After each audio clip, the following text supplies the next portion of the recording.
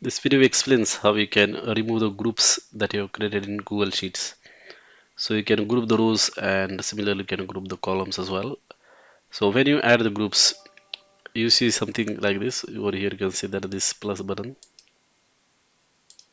plus and minus buttons basically. As you expand and shrink these rows, this button is being visible. So if you want to remove that groups, you have to just right click over there and then you can click on remove group.